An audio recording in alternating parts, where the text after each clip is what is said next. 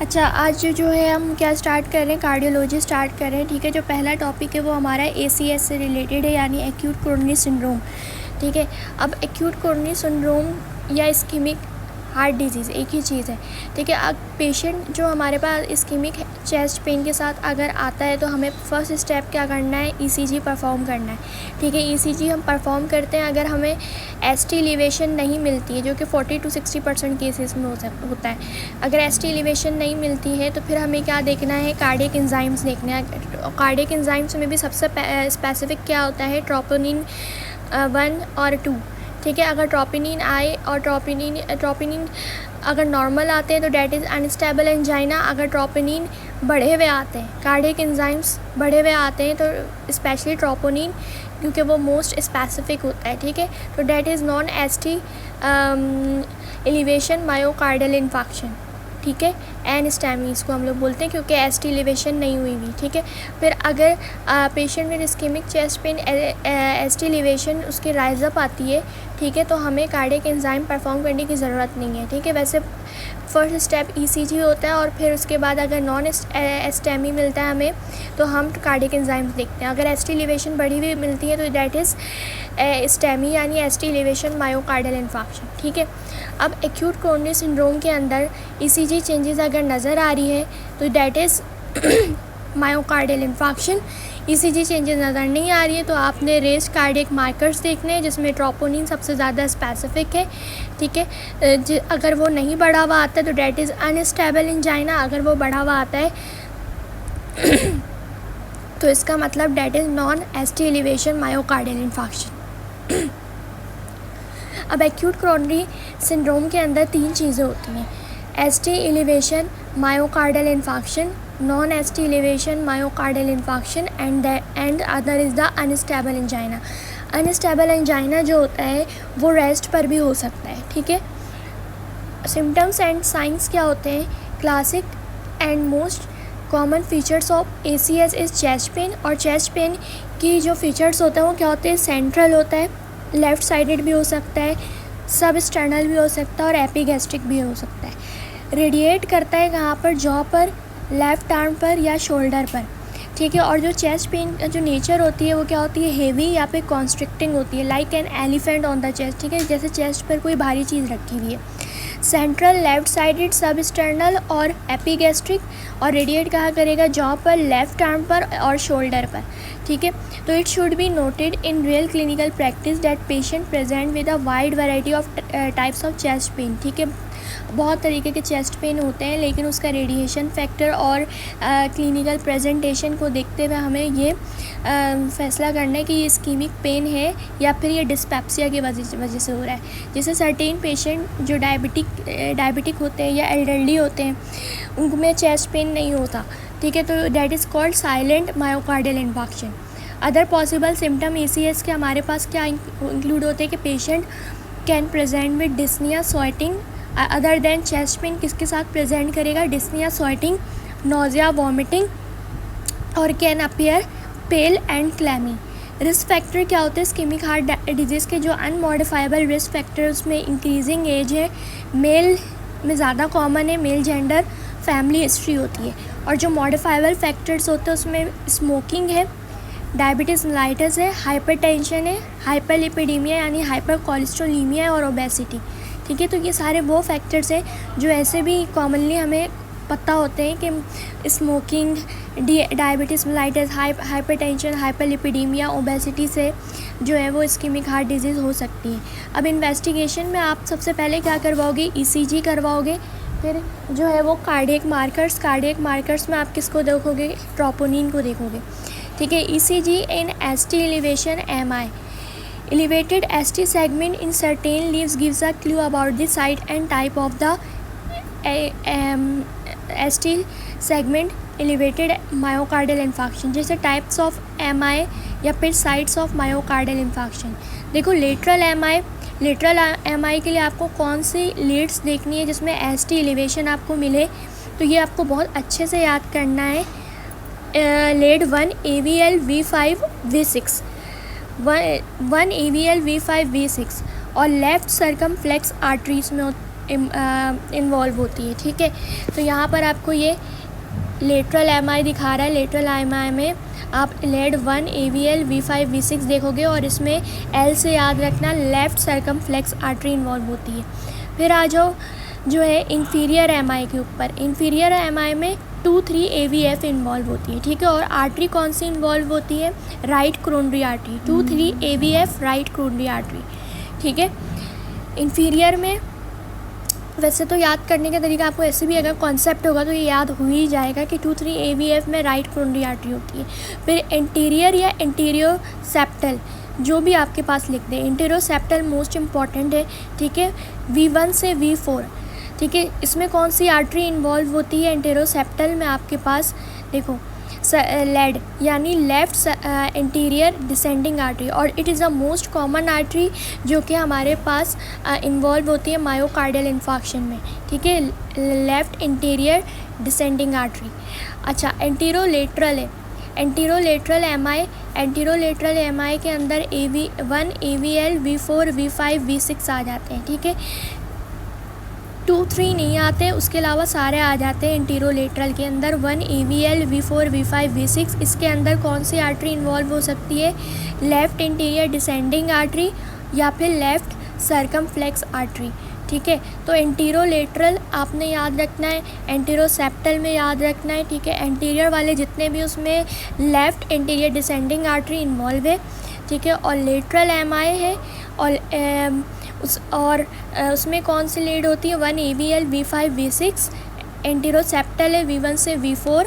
एंटीरोलेटरल MI है 1 AVL V4 V5 V6। और artery कौन सी इन्वॉल्व है? लेफ़्ट इंटीरियर डिसेंडिंग और लेफ़्ट सर्कमफ्लेक्स। इंफीरियर एमआई है 2-3 AVF राइट कोरोनरी आर्टरी, और लेफ़्ट लेटरल एमआई है 1 AVL V5 V6 that is left circumflex artery, ठीक है। बहुत अच्छे से याद करना है, इससे MCQs पूछा जाता है, ठीक है। आपको लेड मेंशन कर देगा और आपसे आर्टरी पूछ लेंगे। अच्छा, अब ये जो ECG चेंजेस है, ECG हमारे पास AQ के एग्ज़ाम में नहीं आती, तो खैर यहाँ पर आपके पास दिखा दिया है कि ST सेगमेंट एलिवेशन आपको जो नज़र आ रही है वो कौन कौन से लेड में नज़र आ रही है। तो हम लेड देख लेते हैं। 2-3 AVF, 2-3 और AVF के अंदर आपको क्या नज़र आ रही है? ST सेगमेंट एलिवेशन नज़र आ रही है। तो डैट इज़ आपसे आर्टरी पूछ सकते हैं, तो कौन सी इंफीरियर एमआई है? तो राइट कोरोनरी आर्टरी, ठीक है। ECG changes left main coronary artery occlusion. अगर ये आपके पास LMCA left main coronary artery occlusion होगा तो वाइड स्प्रेड ST डिप्रेशन होगा, ठीक है। ST एलिवेशन इन AVR नज़र आता है। तो हमें इसमें क्या करना है? इमरजेंसी कोरोनरी एंजियोग्राफी करना होता है। तो ये हमारे बुक में नहीं लिखा हुआ, लेकिन ये याद रखना, लेफ़्ट मेन कोरोनरी आर्टरी की ऑक्लूजन होती है तो वाइड स्प्रेड ST डिप्रेशन होता है, और ST एलिवेशन हमें AVR में नज़र आता है। इसमें हम कोरोनरी इमरजेंसी कोरोनरी एंजियोग्राफी करते हैं। अब यहाँ पर अनस्टेबल एंजाइना, एनस्टेमी और स्टेमी का डिफरेंस लिखा हुआ है। एनस्टेमी के अंदर क्या होता है कि जो ऑक्लूडेड थ्रोम्बस है it is sufficient to cause tissue damage and mild myocardial necrosis, जबकि स्टेमी के अंदर क्या होता है? कंप्लीट थ्रोम्बस ऑक्लूजन होता है, ट्रांसम्यूरल होता है ये। नॉन स्पेसिफिक ECG चेंजेस क्या हो सकती है? एनस्टेमी में ST सेगमेंट डिप्रेशन मिल सकता है, नहीं भी मिल सकता है। जो मोस्ट इम्पॉर्टेंट है वो क्या है? T wave inversion, ST segment depression with T wave inversion on ECG। जबकि एनस्टेमी में आपको क्या मिलेगा? ST सेगमेंट एलिवेशन मिलेगी, या new left bundle branch block मिल सकता है, या आपके पास क्या हो सकता है? एलिवेटेड कार्डियक एंजाइम्स, ठीक है। और अनस्टेबल एंजाइना के अंदर नॉर्मल कार्डियक एंजाइम्स होते हैं, एनस्टेमी के अंदर एलिवेटेड कार्डियक एंजाइम्स होते हैं, और स्टेमी के अंदर मोर सीवियर सिम्टम्स होते हैं, ठीक है। एलिवेटेड कार्डियक एंजाइम्स तो मिलेगा आपको, लेकिन मोर सीवियर सिम्टम्स होते हैं इसके अंदर, ठीक है। उसके बाद मैनेजमेंट ऑफ ST एलिवेशन हम किस तरह करते हैं MI की? तो इन एक्यूट सेटिंग हम ER में कोई पेशेंट प्रेजेंट किया स्टेमी के साथ, हम मोनाथेरेपी देते हैं। IV मॉर्फिन देंगे, ऑक्सीजन देते हैं, नाइट्रेट देते हैं और एस्प्रिन देते 300 mg, ठीक है। अगर पेशेंट प्रेजेंट करता है within 12 hours of the onset of the symptom, तो जो गोल्ड स्टैंडर्ड है that is not a monotherapy. फिर गोल्ड स्टैंडर्ड हमारे पास प्राइमरी PCI हो जाता है, परकुटेनियस कोरोनरी इंटरवेंशन, ठीक है, विद इन 12 आवर्स। अगर एक्यूट प्रेजेंट किया तो फिर आपने मोनोथेरेपी देना है, ठीक है।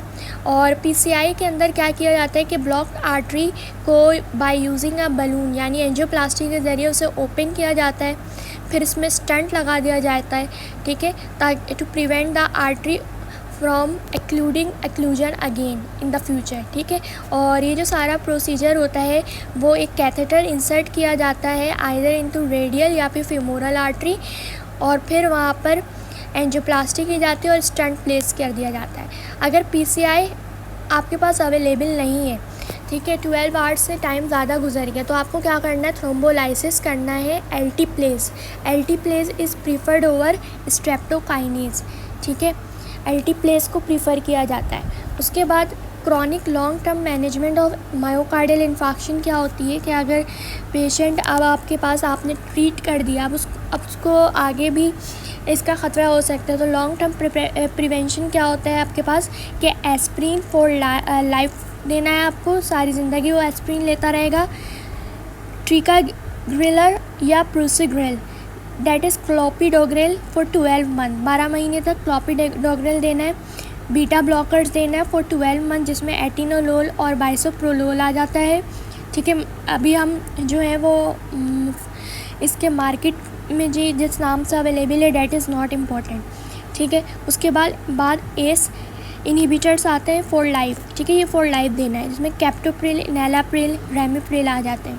अगर टॉलरेंट टू ACEI है, जैसे अगर उसको साइड इफ़ेक्ट्स आ रहे हैं ड्राई कफ के, तो हम ARBs यूज़ करते हैं, जिसमें लोसार्टान, वेल्सर्टान और इस बेसार्टान आ जाता है। और स्टेटिन फॉर लाइफ देना है, जिसमें एट्रोवेस्टेटिन आता है 80 mg, ठीक है। तो क्या क्या क्रॉनिक लॉन्ग टर्म मैनेजमेंट में आता है, एस्प्रिन आता है, ट्रिकाग्रिलर और प्रोसिग्रिल आता है, ठीक है, फॉर 12 मंथ। बीटा ब्लॉकर्स आते हैं फॉर 12 मंथ। एस इनहिबिटर्स आते हैं जो कि फॉर लाइफ टाइम देना, और स्टैटिन देना for life time. So long term myocardial infarction की ट्रीटमेंट में हमारे पास 5 ड्रग्स आती हैं, that is aspirin, clopidogrel, beta blockers, ACI और स्टैटिन, ठीक है। तो इसको हम याद इस तरह रख सकते हैं, AABC+S, A for aspirin, A for ACEI inhibitors या फिर ARBs आप दे सकते हो, ठीक है, बीटा ब्लॉकर्स, फिर क्लोपिडोग्रिल प्लस स्टैटिन, ठीक है। अब मैनेजमेंट कैसे होती है एनस्टेमी या अनस्टेबल एंजाइना की। अभी हम लोगों ने स्टेमी की मैनेजमेंट पढ़ी है। एनस्टेमी या अनस्टेबल एंजाइना की मैनेजमेंट हमारे पास इस तरह होती है कि जितने भी पेशेंट हैं, अगर वो डायग्नोस केस है एनस्टेमी या अनस्टेबल एंजाइना का, तो उसमें हम एस्प्रिन देते हैं plus low molecular weight heparin दिया जाता है, जिसमें इनॉक्साप्रिन और डेल्टेप्रिन वगैरह आ जाती हैं, या फिर हम फोंडापेरिनेक्स दे सकते हैं, ठीक है, समझ में आ रही है। तो need to be given as soon as possible. तो डुअल थेरेपी दी जाती है बेसिकली एनस्टेमी और अनस्टेबल एंजाइना के पेशेंट में, aspirin plus low molecular weight heparin, ठीक है। अच्छा, उसके बाद एस्प्रिन हम 300 mg ये देते हैं, फिर नाइट्रेट्स और मॉर्फिन दिया जाता है to relieve the chest pain if required. फिर एंटीथ्रोम्बिन दिया जाता है, जिसमें लो मॉलिकुलर वेट हेपेरिन आ जाते हैं, इनॉक्साप्रिन, डेल्टेप्रिन। अगर ये ऑप्शन में नहीं हुआ तो फोंडापेरिनेक्स, ठीक है। Should be offered to patient who are not at a risk of bleeding and who are not having angiography within next 24 hours. आपको एंटीथ्रोम्बिन जो है वो बहुत देख कर देना है, उन पेशेंट में दिया जाता है जिसमें ब्लीडिंग का कोई रिस्क नहीं है और आल्सो एंजियोग्राफी नहीं होने वाली उनकी विद इन नेक्स्ट 24 आवर्स। अगर उनमें एंजियोग्राफी होने वाली है विद इन नेक्स्ट 24 आवर्स, या पेशेंट जो है उसका क्रिएटिनिन लेवल ग्रेटर दैन 265 है, तो हम उसमें अनफ्रैक्शनेटेड हेपेरिन देते हैं, ठीक है, जिसमें fondaparinux and low molecular weight heparin are given subcutaneously, जबकि जो अनफ्रैक्शनेटेड हेपेरिन है उसको हम IV फॉर्म में देते हैं। तो सेकेंड एंटीप्लेटिलेट आपके पास क्या आ जाएगा, क्लोपिडोग्रिल या प्रोसिग्रिल आ जाता है, ठीक है। फिर हम IV ग्लाइकोप्रोटीन 1 IB और 3A रिसेप्टर एंटागोनिस्ट दे सकते हैं, जिसमें इप्टीफिबाटाइड या फिर टायरोफिबान आ जाता है। Should be given to patient जिनका इंटरमीडिएट टू हाई रिस्क हो एडवर्स कार्डियोवास्कुलर इवेंट्स का प्रिडिक्टेड 6 मंथ मोर्टेलिटी, या फिर जिनका एंजियोग्राफी शेड्यूल हो within 96 hours of hospital admission. समझ में आ रही है? मतलब आपको जो मेन ट्रीटमेंट है वो aspirin plus low molecular wait heparin तो देना ही देना है, लेकिन अगर वो एंजियोग्राफी उनकी होने वाली हो 24 आवर्स के अंदर और क्रिएटिनिन लेवल डी-अरेंज्ड हो तो उनमें अनफ्रैक्शनेटेड हेपरिन भी आपको ऐड करना होगा, वरना हम ऐड नहीं करते। प्लस आप सेकंड एंटीप्लेटिलेट दे सकते हो जिसमें क्लोपिडोग्रेल और प्रोसिग्रेल आ जाता है, ठीक है।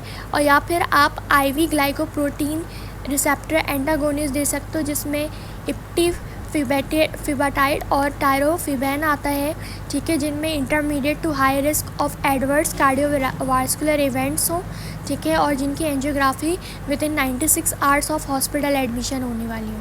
What is coronary angiography? Coronary angiography किन पेशेंट में हम कंसीडर करते हैं? तो should be considered within 96 hours of first admission to the hospital who have predicted 6 month mortality, ठीक है। मतलब कि ये ख़तरा हो कि 6 महीने बाद उसको फिर या हार्ट अटैक हो सकता है, तो उनमें कोरोनरी एंजियोग्राफी की जाती है, ठीक है, within 96 hours of first admission, ठीक है। और it should be perform as soon as possible in patient who are clinically unstable. अब examples of recent exam question क्या है कि पेशेंट प्रेजेंट किया है विद एक्यूट चेस्ट पेन जो कि जॉ और शोल्डर पे रेडिएट कर रहा है, प्लस अदर फीचर्स उसको आ रहे इस्कीमिक हार्ट डिजीज़ के। हाउएवर विदाउट एसटी एलिवेशन है ऑन ईसीजी, तो व्हाट टू डू नेक्स्ट? आपने क्या करना है, ईसीजी हो चुकी है, आपने कार्डियक एंजाइम्स देखने हैं। कार्डियक एंजाइम ट्रोपोनिन, अगर ट्रोपोनिन हाई आता है तो डेट इज़ एनस्टेमी। इमीडिएट मैनेजमेंट क्या होगी? अभी जो पढ़ी हम लोगों ने कि आपने subcutaneously low molecular weight heparin plus fondaparinux आप दे सकते हो, ठीक है। लो मॉलिकुलर वेट हेपरिन या फिर फोंडापेरिनेक्स आप दे सकते हो, प्लस एस्प्रिन देना 300 mg, ठीक है। उसके बाद जो है आपके पास लो मॉलिकुलर वेट हेपरिन में क्या आ जाता है? डेल्टीपेरिन आता है और इनोक्सापेरिन आता है, IN लिखा हुआ होगा, ठीक है। और fondaparinux is the trade name which is basically trade name इसका क्या होता है? एरिक्स्ट्रा। ये एक एंटी कोगुलेंट मेडिकेशन होती है, ठीक है। केमिकली जो है वो लो मॉलिकुलर वेट हेपरिन से मिलती जुलती है, ठीक है। तो आप लो मॉलिकुलर वेट हेपरिन दे सकते हो या फोंडापेरिनेक्स दे सकते हो, प्लस एस्प्रिन उसके साथ देना है। क्वेश्चन नंबर 2 है कि 60 ईयर ओल्ड मैन, उसकी हिस्ट्री है स्मोकिंग की, हाइपरटेंशन की, डायबिटीज़ मेलाइटस की। जीपी क्लिनिक में वो प्रेजेंट किया है विद 25 मिनट्स उसको गुजरे हैं of left side dull aching chest pain जो कि जॉ की तरफ जा रहा है। वो पहले से एस्प्रिन पर है, ठीक है, और अब उसको पेन नहीं हो रहा। ईसीजी भी अब उसकी क्या आई है? नॉर्मल आई है। हाउएवर ट्रोपोनिन उसका बढ़ा हुआ है, 202 नैनोग्राम पर लीटर आ रहा है। तो what is the next management? तो that is the case of ECG normal है, कार्डियक एंजाइम बढ़ा हुआ है, तो ये केस कौन सा है? स्टेमी का केस है, ठीक है। अब आप देख रहे हो कि यहाँ पे उसको एस्प्रिन पहले दी हुई है, तो एनस्टेमी के मैनेजमेंट में क्या आ जाएगा? सबकुटेनियसली फोंडापेरिनेक्स आ जाएगा, ठीक है। लो मॉलिकुलर वेट हेपरिन या फिर हम फोंडापेरिनेक्स देते हैं, ठीक है। तो एल्टीप्लेज आप नहीं दे सकते क्योंकि ईसीजी उसकी नॉर्मल है। अगर ईसीजी नॉर्मल है, ट्रोपोनिन हाई है, तो that is the case of NSTEMI. और एंटी कोगुलेशन यानी लो मॉलिकुलर वेट हेपरिन में नॉक्सापेरिन, डेल्टापेरिन या फोंडापेरिनेक्स आता है। तो ठीक है, समझ में आ रही है बात। फिर एग्जाम्पल नंबर 3 है कि एक 62 ईयर ओल्ड मैन है, उसकी हिस्ट्री रही है स्मोकिंग की और हाइपरटेंशन की। प्रेजेंट किया है present complaining of 25 minutes of left sided constricting chest pain जो कि रेडिएट कर रहा है लेफ़्ट शोल्डर पर। उसको एस्प्रिन दे दिया गया है, ट्राई नाइट्रेट्स भी दे दिया गया है, ईसीजी डन की गई है और उसमें एसटी सेगमेंट एलिवेशन दिखाई गई है इन लेड V1 और V1 से लेकर V4 तक। मतलब इट इज़ एंटीरोसेप्टल, और एंटीरोसेप्टल में हमारे पास कौन सी आर्टरी इन्वॉल्व होती है? Left anterior descending artery involve होती है, ठीक है। तो that is the case of STEMI. तो what is the most appropriate next step in management? तो देखो 25 मिनट्स गुजर चुके हैं और आप PCI with in 12 hours of presentation आप कर सकते हो। पीसीआई आप मोनोथेरेपी नहीं करोगे क्योंकि ये एक्यूट केस नहीं है, ठीक है। ईसीजी भी कर ली गई है, इतना टाइम गुजर चुका है। तो that is PCI, percutaneous coronary intervention. अगर पीसीआई का ऑप्शन ना हो तो हम क्या चूज़ करेंगे, थ्रोम्बोलाइसिस की ट्रीटमेंट, जिसमें alteplase is preferred over streptokinase, ठीक है। इसके कुछ साइड इफ़ेक्ट होते हैं स्ट्रेप्टोकाइनेज के और थ्रोम्बोलाइसिस के, वो इंट्राक्रेनियल ब्लीडिंग वगैरह करवा सकते हैं। तो ये आप जो है वो IM मेडिसिन वहाँ से देख लेना इस चीज़ को। अच्छा, उसके बाद है 59 ईयर ओल्ड हाइपरटेंसिव पेशेंट है, प्रेजेंट किया है A&D में, complaining of dull central chest pain for around 4 hours. उसकी जो वाइटल्स हैं वो क्या है, हार्ट रेट 99 आ रहा है, BP उसका बढ़ा हुआ है, रिस्पायरेटरी रेट भी बढ़ा हुआ है, ऑक्सीजन सैचुरेशन नॉर्मल है, ठीक है, चेस्ट एक्सरे नॉर्मल है, ट्रोपोनिन लेवल जो है वो अभी नहीं करवाया गया, ठीक है। तो what he was given IV morphine for his chest pain, ठीक है। उसके बाद आपके पास जो ECG वो दिखाई गई है कि 2-3 लेड दिखाई गई है, 2-3 AVL और AVF दिखाया गया। 2-3 AVL और AVF हमने किस में पढ़ा था, ये हम लोगों ने पढ़ा था, आप यहाँ पर देखो ECG चेंजेस पर आपको क्या नज़र आ रहा है, ST सेगमेंट डिप्रेशन नज़र आ रही है, ठीक है, T वेव इन्वर्जन नज़र आ रही है। तो इसका मतलब ये chest pain plus T wave inversion है, तो that is myocardial ischaemia. Myocardial ischaemia वही है कि नॉन स्टेमी, एनस्टेमी और अनस्टेबल एंजाइना की ट्रीटमेंट सेम है कि हमें 2 ड्रग्स जो है वो इमीडिएटली लेना है, डैट इज़ एस्प्रिन और लो मॉलिकुलर वेट हेपरिन या फोंडापेरिनस, ठीक है। अगर ऑप्शन में ये आपको दिया हुआ होगा तो you should choose that one, वरना जो लो रिस्क पेशेंट होते हैं कैन बी ट्रीटेड कंजर्वेटिवली। अगर सब्सिक्वेंट इस्कीमिया उसको डेवलप हुआ जा रहा है, मतलब उसकी काफ़ी हिस्ट्री है कि उसको सब्सिक्वेंट ये अटैक आ रहे हैं, तो आप कोरोनरी एंजियोग्राफी विद PCI की तरफ जाते हो, ठीक है। What if the ECG shows picture of left main coronary artery occlusion, जिसमें wide spread ST depression plus ST elevation in AVR दिख रहे हैं, तो उसमें हम क्या करते हैं, इमरजेंसी कोरोनरी एंजियोग्राफी करते हैं, ठीक है। क्वेश्चन में आपको हो सकता है left main coronary artery occlusion ना लिख कर दे, आपको ये लिख कर दे wide spread ST depression plus ST elevation in AVR, तो आपने उसमें इमरजेंसी कोरोनरी एंजियोग्राफी करना है, ठीक है। अब देखो यहाँ पर एक केस दिया हुआ है कि 61 ईयर ओल्ड पेशेंट है, A&D में प्रेजेंट किया है, complaining of dull central chest pain for around 4 hours. उसके वाइटल्स क्या हैं, हार्ट रेट 75 है, BP भी बढ़ा हुआ है, रिस्पायरेटरी रेट भी बढ़ा हुआ है, ऑक्सीजन सैचुरेशन नॉर्मल है, IV मॉर्फिन दे चुके हैं फॉर हिज चेस्ट पेन। तो अब इस ECG में आपको देखो, ECG वहाँ पर एग्ज़ाम में देते नहीं हमें AQ के, ठीक है। फिर भी आपने वाइड स्प्रेड, यहाँ पर आपको ST सेगमेंट डिप्रेशन नज़र आ रही है और ST एलिवेशन नज़र आ रहा है इन AVR, ठीक है। इन AVR हम देख लेते हैं कि ST segment elevation in AVR, ठीक है। एलिवेशन आपको कहाँ पर नज़र आ रही है, देखो ये सब आपको ST सेगमेंट एलिवेशन नज़र आ रही है, बहुत ज़्यादा नज़र आ रही है, ठीक है। तो ये this is the case of left main coronary artery occlusion, और इसमें हम क्या करेंगे, इमरजेंसी कोरोनरी एंजियोग्राफी करेंगे, ठीक है। फिर कार्डिक टेम्पोनार्ड का केस है। कार्डिक टेम्पोनार्ड में आपको बैकस्ट्राइड दिखाई देगा, ठीक है। बैकस्ट्राइड क्या होता है, hypotension, muffled heart sound, question में लिखते हैं हाई JVP। पेशेंट प्रेजेंट करेगा डिस्निया, पल्सस पैराडॉक्सिकस और टैकीकार्डिया के साथ, ठीक है। कार्डिक टेम्पोनार्ड की जो complication can develop as a complication of MI, acute after MI acute pericarditis हो सकता है, पेरिकार्डियल इन्फ्यूजन हो सकता है और कार्डिक टेम्पोनार्ड हो सकता है, और ट्रॉमा भी कार्डिक टेम्पोनार्ड कॉज कर सकता है। तो चेस्ट एक्सरे करवाएंगे तो लार्ज ग्लोबुलर हार्ट दिखेगा, तो आपने आइदर या तो पेरिकार्डियल इफ्यूजन के बारे में सोचना है या कार्डिक टेम्पोनार्ड के बारे में सोचना है। डायग्नोसिस कैसे बनती है पेरिकार्डियल इफ्यूजन या कार्डिक टेम्पोनार्ड की, ऑन इकोकार्डियोग्राम बनती है, ECG पे नहीं बनता, ठीक है। इकोकार्डियोग्राम पर हमें जो है ना वो हार्ट के स्ट्रक्चर्स दिख जाते हैं। हम इसमें क्या करना होगा, कार्डिक टेम्पोनार्ड के केस में अर्जेंट पेरिकार्डियोसेंटेसिस करते हैं हम लोग, ठीक है। और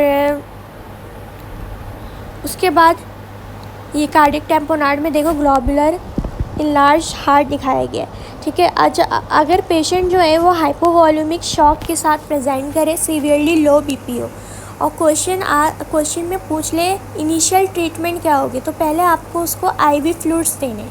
ठीक है, तो कार्डिक टैम्पोनार्ड में अगर पेशेंट हाइपोवॉल्यूमिक शॉक के साथ प्रेजेंट करता है तो आपने क्या करना है, पहले ABCs क्राइटेरिया फॉलो करना है, ऑक्सीजन एंड वेंटिलेशन, देन आपने सर्कुलेशन मैनेज करना है, 1 to 2 litre IV fluid normal saline देना है, फिर बेड साइड पेरिकार्डियोसेंटेसिस करना है।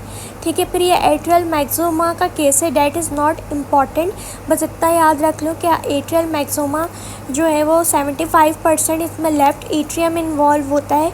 ठीक है, और फिर ये जो है इंटर एट्रियल सेप्टम को भी इन्वॉल्व कर लेता है क्योंकि ये वॉल पर ग्रो करने लगता है और ये इनहेरिटेड केस होता है 10% केसेस में फैमिलियल मैक्सोमा।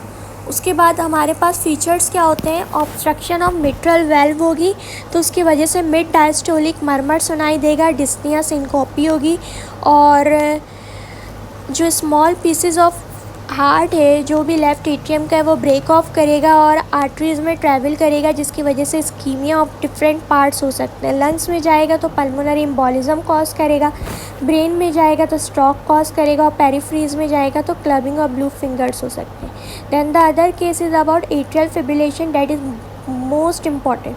डायग्नोसिस किस पे बनेगी, इको पर करेंगे तो इसमें पेडिकुलेटेड हिट्रोजिनस मास दिखाई देगा which is typically attach to the region of fossa ovalis, that is interatrial septum.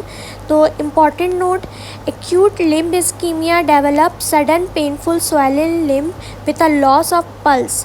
तो इस केस में हम क्या करेंगे, टू सेव द लिम्ब हमें अर्जेंट कैथेटर परफॉर्म करना पड़ेगा, यानी इम्बोलेक्टोमी। कोई इम्बोला सा आकर लिम्ब में फंस चुका है जिसकी वजह से एक्यूट लिम्ब इस्कीमिया हो रहा है तो हम क्या करेंगे, इम्बोलेक्टोमी करेंगे।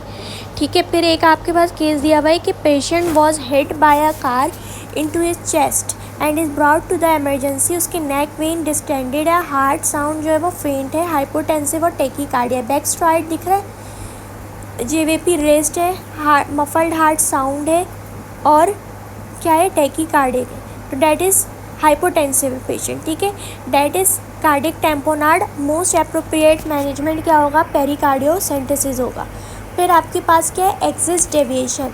ठीक है, QRS कॉम्प्लेक्स में अगर लेड 1 अप होगा और लेड 2 डाउन होगा, लेड 1 अप होगा, ठीक है, और लेड 2 में क्या होगा कि QRS कॉम्प्लेक्स डाउन होगा, ये देखो, तो that is left axis deviation.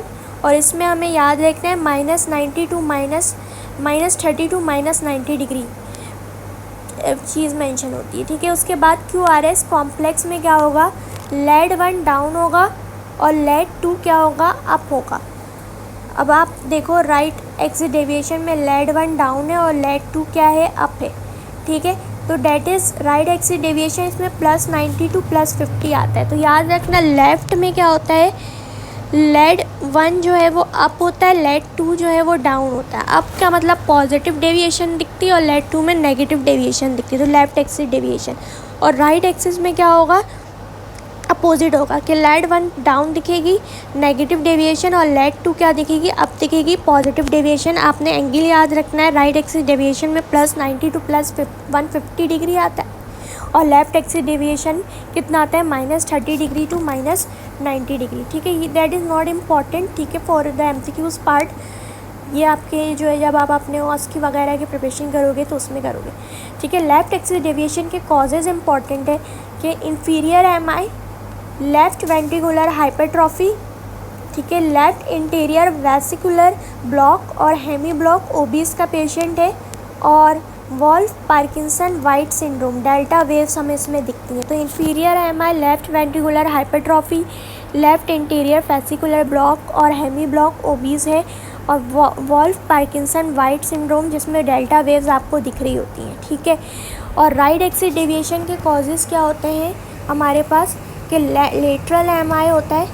ठीक है, lateral MI, right ventricular hypertrophy, left posterior vesicular block, ठीक है, थिन टॉल या चिल्ड्रन हो सकता है, COPD का पेशेंट है या पल्मोनरी एम्बोलिज्म है। उसमें राइट एक्सिस डेविएशन दिखती है। तो ये कॉज बहुत ज़्यादा इंपॉर्टेंट है। Lateral MI, right ventricular hypertrophy, left posterior fascicular block, thin tall children है, क्रॉनिक लंग डिजीज़ है, पल्मोनरी एम्बोलिज्म है, ठीक है। उसके बाद causes of extreme right axis deviation, no man's land जिसको हम लोग नॉर्थ वेस्ट एक्सिस बोलते हैं, इसका जो कॉज होता है कंजेनाइटल हार्ट डिजीज़ होता है, लेफ्ट वेंट्रिकुलर एन्यूरिज्म होता है, ठीक है। अच्छा, उसके बाद आपके पास टाइप्स ऑफ हार्ट ब्लॉक है। फर्स्ट डिग्री हार्ट ब्लॉक में क्या होता है कि जो पीआर इंटरवल है वो ग्रेटर देन 0.2 सेकेंड मिलेगा, ओनली प्रोलॉन्ग पीआर इंटरवल दिखता है, ठीक है। वैसे जो पीआर इंटरवल होता है वो इसमें जो है ना वो मोर देन, इस केस में फर्स्ट डिग्री क्योंकि प्रोलॉन्ग है तो मोर देन 1 लार्ज स्क्वायर को ऑक्यूपाई किया हुआ नज़र आएगा, या फिर 5 स्मॉल बॉक्सेस, 5 स्मॉल बॉक्सेस मिलके 1 लार्ज स्क्वायर बनाता है ना। तो यू शुड रिमेंबर दिस कि सिर्फ पीआर इंटरवल प्रोलॉन्ग मिलता है in first degree heart block. Second degree heart block में type 1 that is Mobitz type 1 Wenckebach and the Mobitz type 2, ठीक है। मोबिट्स टाइप 1 जो है वो उसमें progressive prolongation of PR interval आती है until a drop beat occur. Type 2 में पीआर इंटरवल कॉन्स्टेंटली प्रोलॉन्ग रहेगा but the P wave is often not followed by a QRS complex. तो सबसे ख़तरनाक जो सेकेंड डिग्री हार्ट ब्लॉक की type होती है ना दैट इज़ मोबिट टाइप 2, ठीक है। तो यू शुड रिमेंबर कि पीआर इंटरवल अगर कांस्टेंट मिल रहा है और P wave is not followed by a QRS complex that is type 2 Mobitz type 2 and second degree heart block. और अगर progressive prolongation of PR interval मिल रहा है और until a drop beat occur that is Mobitz type 1 जिसको van Beki का नाम दिया जाता है, दूसरा नाम है। थर्ड डिग्री हार्ट ब्लॉक क्या होता है, कंप्लीट हार्ट ब्लॉक जिसमें आपके पास कोई एसोसिएशन नहीं होती P waves and QRS complex की। तो देखो यहाँ पे थर्ड डिग्री हार्ट ब्लॉक आपको किस तरह दिखाया है कि पी वेव्स का आपको कोई एसोसिएशन मिल ही नहीं रही है, बिल्कुल लाताल्लुकी हो गई है, ठीक है। अब फर्स्ट डिग्री हार्ट ब्लॉक में देखो क्या दिख रहा है, सिर्फ प्रोलॉन्ग पीआर इंटरवल दिख रहा है, ठीक है, prolong PR interval. Second degree AV block में क्या हो रहा है कि पी वेव जो है वो पीआर इंटरवल प्रोलॉन्ग मिलती है अंटिल अ ड्रॉप बीट्स आकर। देखो पीआर इंटरवल आपको यहाँ पर प्रोलॉन्ग मिल रहा है, ये भी प्रोलॉन्ग है और यहाँ पे ड्रॉप बीट्स आ गई, ठीक है। फिर ये प्रोलॉन्ग मिला, फिर ड्रॉप बीट्स आ गई, समझ में आ रही है बात, ठीक है। और सेकेंड डिग्री जो एवी ब्लॉक है वो बेसिकली जो है वो 2:1 ब्लॉक होता है, ठीक है, 2:1 ब्लॉक होता है। यू शुड रिमेंबर कि सेकेंड डिग्री एवी ब्लॉक में 2:1 ब्लॉक होता है। तो मोबिट्स टाइप 2 में देखो प्रोग्रेसिव पी वेव जो है पीआर इंटरवल आपको प्रोलॉन्ग मिलेगा और जो है पी वेव्स की जो है वो क्यूआरएस कॉम्प्लेक्स के साथ not followed by a QRS complex, ठीक है। तो मोबिट टाइप 2 में देखो कि पी वेव्स की प्रोग्रेसिव प्रोलॉन्गेशन मिल रही है, उसके बाद क्या हुआ कि क्यूआरएस कॉम्प्लेक्स को फॉलोड नहीं कर रहा है। तो इसको आपने जो है वो किससे मिक्स नहीं करना है,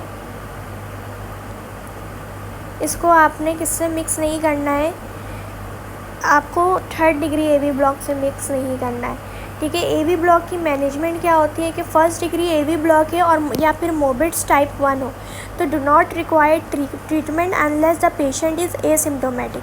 मोबिट टाइप 2 है और कंप्लीट हार्ट ब्लॉक है, थर्ड डिग्री एवी ब्लॉक है, तो आपने उसमें क्या करना है, परमानेंट पेस मेकर देना है, ठीक है। अगर सिम्टोमेटिक पेशेंट है, first choice for all symptomatic patient with bradycardia atropine होता है। देन हम क्या करते हैं, ट्रांसकुटेनियस पेसिंग करते हैं और फिर उसके बाद ट्रांसकुटेनियस फिर ट्रांसवेनस पेसिंग करते हैं। अगर उससे भी फ़ायदा नहीं हो रहा, ट्रांसकुटेनियस पेसिंग किया, ट्रांसवेनस पेसिंग किया, फिर आपने आखिर में क्या किया, परमानेंट पेसिंग कर दिया यानी पेस मेकर लगा दिया, ठीक है। तो first degree and second degree की टाइप 1 में आपको अगर पेशेंट एसिम्प्टोमेटिक है कोई ट्रीटमेंट नहीं देना, लेकिन अगर पेशेंट सिम्प्टोमेटिक है एट्रोपिन देना है। लेकिन अगर मोबिट्स टाइप 2 है और complete third degree AV block है तो आपको परमानेंट पेस मेकर देना होता है, ठीक है। तो फॉर योर नॉलेज आपने ये बात आपको पता भी होगी कि 1 स्मॉल स्क्वायर 0.04 सेकेंड का होता है, 1 लार्ज स्क्वायर जिसके अंदर 5 स्मॉल स्क्वायर्स होते हैं वो 0.2 सेकेंड का होता है, ठीक है। और यहाँ पर आपको ये दिया हुआ है कि देखो 1 स्मॉल स्क्वायर 1 मिलीमीटर का होता है, ठीक है। तो 1 लार्ज स्क्वायर 5 मिलीमीटर का होगा, 1 मिलीमीटर को 5 से मल्टीप्लाई कर दो, 5 स्मॉल स्क्वायर, ठीक है। और 1 स्मॉल स्क्वायर 0.4 सेकेंड का होता है और 1 लार्ज स्क्वायर कितने का होता है, 0.2 सेकेंड का। समझ में आ रही है?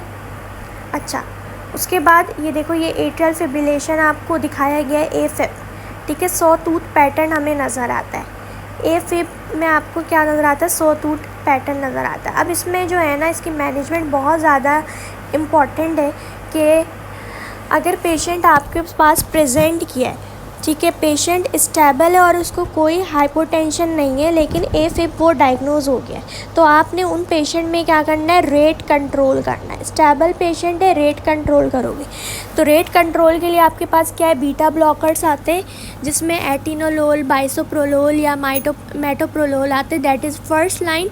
बट अगर वो पेशेंट एस्थमा का पेशेंट है तो आपने उसमें बीटा ब्लॉकर्स नहीं देना। तो भाई हिस्ट्री को अच्छे तरीके से देख लेना। ये नहीं कि स्टेबल पेशेंट देखा, एफिब का केस देखा, एस्थमा पड़ा ही नहीं और बीटा ब्लॉकर मार्क कर दिया, ठीक है। अगर लेकिन वो एस्थमेटिक पेशेंट है तो आपने उसमें क्या करना है, पेशेंट स्टेबल है, रेट कंट्रोल के लिए हमारे पास कैल्शियम चैनल ब्लॉकर्स भी होते हैं, तो आपने उसमें नॉन डाईहाइड्रोपायरिडीन कैल्शियम ब्लॉकर देना, जिसमें डिल्टियाज़ैम और वेरापामिल आ जाता है, ठीक है। या फिर आप डिजॉक्सिन दे सकते हो। Digoxin is not considered first line, ठीक है, और बहुत ये लेस इफ़ेक्टिव होता है, उसके साइड इफ़ेक्ट भी बहुत ज़्यादा होते हैं, ठीक है। तो हम डिजॉक्सिन कब चूज़ करेंगे, अगर पेशेंट को कोई कोएग्जिस्टेंट हार्ट फेलियर है। कोएग्जिस्टेंट हार्ट फेलियर है तो आप उसमें डिजॉक्सिन देते हो, वरना हम जो है ना वो बीटा ब्लॉकर या कैल्शियम चैनल ब्लॉकर से ही काम चला रहे होते हैं। फिर अदर केस है कि पेशेंट एफिब का है लेकिन पेशेंट हीमोडायनेमिकली अनस्टेबल है, systolic blood pressure is less than 90 या इक्वल टू 90 है, उसमें हम क्या करेंगे, कार्डियोवर्जन करेंगे, रिदम कंट्रोल करेंगे, ठीक है, शॉक देंगे। अगर पेशेंट एफिब का है और अनस्टेबल है, ठीक है, और हाइपोटेंसिव है, ठीक है, और एफिब जो है वो जस्ट स्टार्ट हुआ है, तो उसमें हमें कोई कार्डियोवर्जन का ऑप्शन नहीं है, तो उसमें हमें क्या करना है, IV एम्योडेरोन देना है। समझ में आ रही है बात? तो इसको एक समराइज़ करते हैं। अगर पेशेंट एफिब का है और पेशेंट स्टेबल है और कोई हाइपोटेंशन नहीं है तो इसमें हम रेट कंट्रोल करते हैं, जिसमें beta blocker, calcium channel blocker, digoxin के ऑप्शंस है, लेकिन most preferred first line is beta blocker until unless the patient is asthmatic, ठीक है। हीमोडायनेमिकली अनस्टेबल है, systolic blood pressure less than 90 है हम, और हाइपोटेंसिव है, मतलब, ठीक है, कार्डियोवर्जन करेंगे। पेशेंट एफिब का अनस्टेबल यानी हाइपोटेंशन दिया हुआ है और एफिब जस्ट स्टार्ट हुआ है और कोई जो है वो कार्डियोवर्जन का ऑप्शन नहीं है आपके पास, तो आपने क्या करना है, IV एम्योडेरोन, वरना हम कार्डियोवर्जन ही लगाएंगे। समझ में आ रही है? तो AFib is a common arrhythmia after surgery, so if it possible after surgery continue to observe and monitor vital sign. After surgery जो है वो एफिब बहुत कॉमन होता है, तो आपने पेशेंट को आफ्टर सर्जरी फ़ौरन घर नहीं भेज देना, आपको उसे ऑब्ज़र्व करना और मॉनिटर करना उसके वाइटल साइन, ठीक है। If it does not resolve on it's on और वो वर्सन हुआ जा रहा है तो आपने क्या कर देना, उसको बीटा ब्लॉकर देना, बाइसोप्रोलोल, ठीक है, इंटरवेंशन देना है कोई ना कोई, तो बाइसोप्रोलोल देते हो। तो एट्रियल फ्लटर की मैनेजमेंट हमारे पास क्या होती है, देखो एट्रियल फ्लटर इज़ अपोजिट, मतलब एट्रियल फ्लटर में ना बिल्कुल कोई पैटर्न ही नहीं होता। एफिब में तो फिर भी 100 टूथ पैटर्न दिख रहा है ना, एट्रियल फ्लटर में कोई पैटर्न ही नहीं होता, तो इसमें हम मैनेजमेंट क्या देते हैं, कार्डियोवर्जन शॉक दिया जाता है। तो अब यहाँ पर हम वेंट्रिकुलर टैकीकार्डिया में अब हम आपको बहुत अच्छे समझ में आ जाएगा कि कहाँ पर आपको कार्डियोवर्जन करना है, कहाँ पर आपको डिफिब्रिलेशन करना है, कहाँ पर आपको DC कार्डियोवर्जन करना है, ठीक है। वेंट्रिकुलर टैकीकार्डिया क्या होता है कि इसमें ब्रॉड कॉम्प्लेक्स टैकीकार्डिया है, ये वेंट्रिकुलर एक्टोपिक फोकस बन जाता है, वेंट्रिकल्स के अंदर कोई एक्टोपिक फोकस बन जाता है जहाँ से जो है आपके पास इलेक्ट्रिकल एक्साइटरी सिग्नल जो हैं वो जनरेट होते हैं। तो ब्रॉड कॉम्प्लेक्स टैकीकार्डिया के साथ पेशेंट प्रेजेंट करेगा। It can develop into ventricular fibrillation and therefore require urgent treatment, ठीक है। P वेव प्रेजेंट भी मिल सकती है और एब्सेंट भी हो सकती है, वेंट्रिकुलर टैकीकार्डिया के अंदर। लेकिन ब्रॉड कॉम्प्लेक्स टैकीकार्डिया के साथ अगर कोई पेशेंट आ रहा है तो बहुत ज़्यादा चांसेस हैं कि उसमें वेंट्रिकुलर फिब्रिलेशन डेवलप हो जाए। वेंट्रिकुलर टैकीकार्डिया का पेशेंट बहुत आसानी से वेंट्रिकुलर फिब्रिलेशन में जा सकता है, तो हमें बहुत अर्जेंट ट्रीटमेंट उसमें देनी होगी। अगर ईसीजी में आपको ब्रॉड कॉम्प्लेक्स टैकीकार्डिया मिल रहा है और पेशेंट कॉन्शियस है, ठीक है, इवन अगर क्वेश्चन में ये लिख दे सेमी कॉन्शियस है या plus minus atrial activity mention कर दे या हीमोडायनेमिकली स्टेबल मेंशन कर दे, तो वेंट्रिकुलर टैकीकार्डिया के केस में आपको क्या देना है? अगर पेशेंट स्टेबल है तो एमियोडायरोन देना है। लेकिन अगर ईसीजी में वेंट्रिकुलर टैकीकार्डिया शो हो रहा है और क्वेश्चन में मेंशन कर दे पेशेंट हीमोडायनेमिकली अनस्टेबल है, यानी जो सिस्टोलिक ब्लड प्रेशर है वो लेस देन 90 है, तो आपने डीसी कार्डियोवर्जन देना है, यानी शॉक देना है।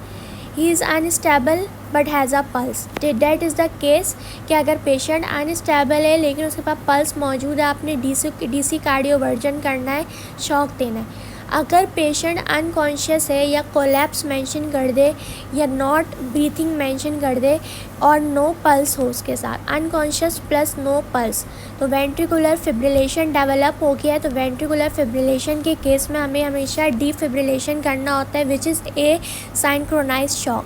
समझ में आ रही है? पेशेंट अनस्टेबल है, पल्स से डीसी कार्डियोवर्जन करना है, शॉक देना है।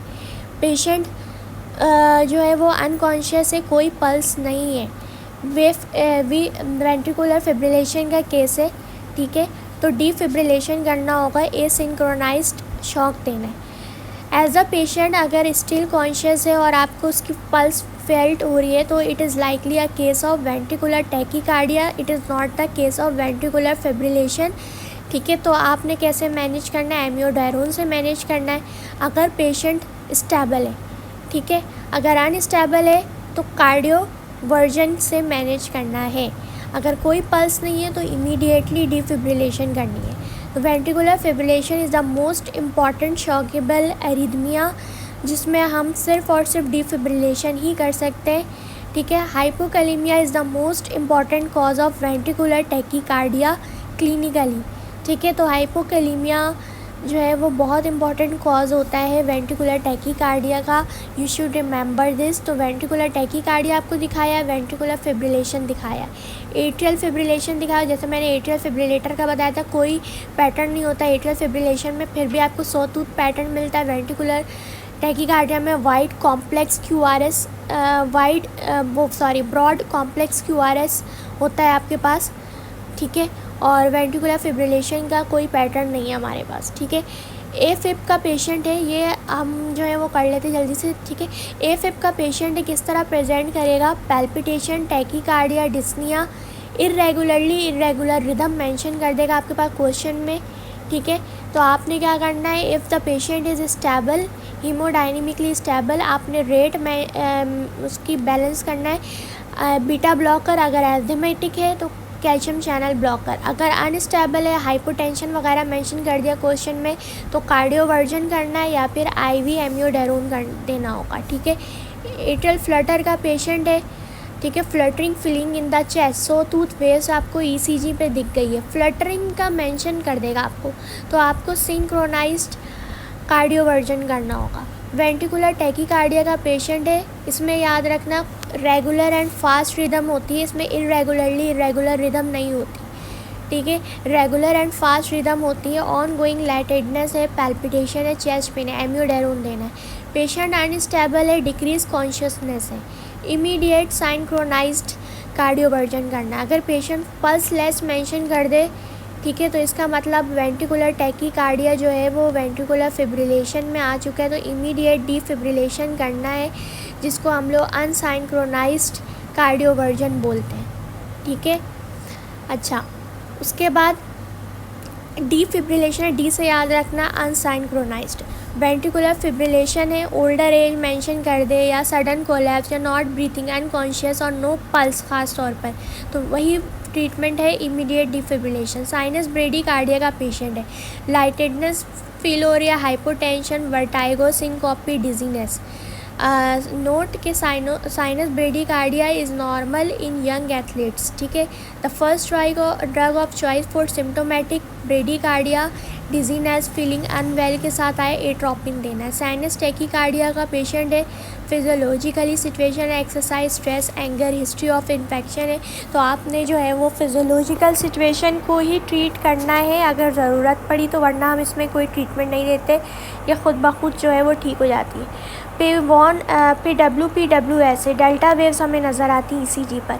नैरो कॉम्प्लेक्स सुप्रावेंट्रिकुलर टैकीकार्डिया, याद रखना सुप्रावेंट्रिकुलर टैकीकार्डिया में नैरो कॉम्प्लेक्स मिलता है और उसमें जो है ना वेंट्रिकुलर टैकीकार्डिया में जो है वो ब्रॉड कॉम्प्लेक्स मिलता है। तो सुप्रावेंट्रिकुलर टैकीकार्डिया के जो पेशेंट होते हैं वो यूजुअली यंग पेशेंट्स होते हैं, प्रेजेंट करते हैं पैल्पिटेशन, लाइट हेडेडनेस, रिकरेंट और यंग पेशेंट। तो इनिशियल जो मैनेजमेंट होती है वो वेलसेल्वा मैनवर और कैरोटिड मसाज करते हैं। अगर पेशेंट इम्प्रूव नहीं करता सुप्रावेंट्रिकुलर टैकीकार्डिया का बाय इनिशियल मैनेजमेंट तो हम उनमें IV एडिनोसिन देते हैं, ठीक है। फिर polymorphic complex ventricular tachycardia is not important. Torsades de pointes is important है, इसकी मैनेजमेंट पूछते हैं तो IV मैग्नीशियम सल्फेट इसकी मैनेजमेंट में आता है टोर्सरी डीप पॉइंट इसके, ठीक है। तो आई होप कि ये चीज़ क्लियर हो गई होगी, तो कि ये बहुत आसान है फर्स्ट लाइन शॉर्ट टर्म में आपको ये याद करने के लिए और रिवीजन करने के लिए, ठीक है। क्योंकि जब हम थ्योरी के लिए तैयारी करते हैं तो बहुत लंबी चीज़ें हमें करनी पड़ती है, अक्सर चीज़ें जहन से निकल जाती हैं। अब management of congestive heart failure जो है वो हम नेक्स्ट वीडियो में करेंगे।